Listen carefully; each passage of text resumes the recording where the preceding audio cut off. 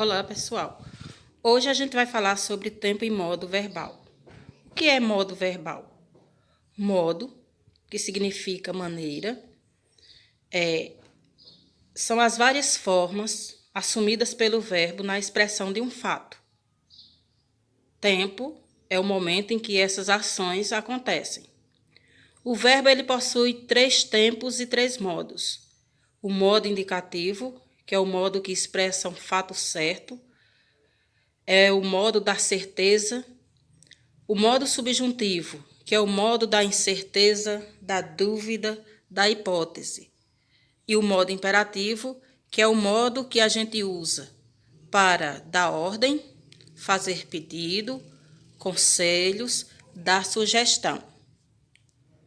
O verbo ele também possui 3 tempos. O tempo presente, o passado que a gente chama de pretérito. A partir de agora a gente vai chamar passado de pretérito. O pretérito ele se subdivide em 3 tipos de pretérito. Pretérito perfeito, pretérito imperfeito e o mais que perfeito. O pretérito perfeito indica uma ação finalizada no passado. Quando eu digo cheguei tarde ontem, quando eu digo cheguei, essa ação expressa pelo verbo chegar, que já aconteceu, ela foi finalizada. O pretérito imperfeito indica uma ação que não foi finalizada no passado, uma ação não concluída. Quando eu digo, quando eu cheguei em casa, minha mãe estava dormindo, ou minha mãe dormia.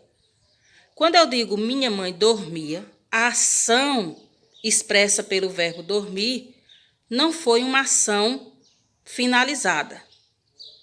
Então, dormia está no pretérito imperfeito. O pretérito mais que perfeito é uma ação no passado, que ocorre no passado depois de outra ação também no passado. Quando eu digo, ficara feliz quando ganhou o presente. São 2 ações no passado. Qual foi a ação que aconteceu primeiro? Ganhar o presente. Então, quando eu digo ficara feliz, ficara está no pretérito mais que perfeito. O futuro também se subdivide em 2 tipos de futuro. O futuro do presente e o futuro do pretérito. Não se preocupem que depois a gente vai ver cada um desses tempos verbais. O futuro do presente indica um futuro, uma ação que ainda vai acontecer, mas uma ação certa. O futuro é certo, é uma ação que vai acontecer no futuro e um futuro certo. O futuro do pretérito é uma ação que ainda vai acontecer, mas é uma ação tão distante que causa essa impossibilidade de acontecer, essa dúvida de acontecer. Então, o futuro do presente é um futuro certo, é um futuro próximo. Quando eu digo, no fim do ano, viajarei a São Paulo. Então, quando eu digo viajarei, é uma ação que ainda vai acontecer, mas é uma ação provável de acontecer. Agora, no futuro do pretérito, que é um futuro distante, por isso que dá essa nuance de não acontecer, de dúvida.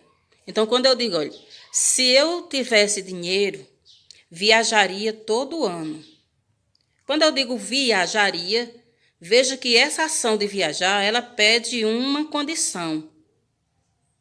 Então, quando eu digo se eu pudesse, pretérito do subjuntivo, que é uma dúvida, viajaria é um futuro, mais um futuro improvável. Então, o futuro do presente é um futuro próximo, futuro do pretérito é um futuro distante. Então, a gente vai ver o primeiro tempo verbal. O presente do indicativo é o único tempo que não se subdivide. Além de indicar uma ação que ocorre no momento em que se fala, o presente também indica uma ação habitual, que perdura no presente. É uma ação corriqueira. Quando você diz, eu almoço às 11 horas, Quando eu digo eu almoço, eu estou utilizando o presente para indicar uma ação corriqueira, uma ação habitual, uma ação que ocorre sempre. Quer dizer, eu tomo banho todos os dias. Então, o presente aí indica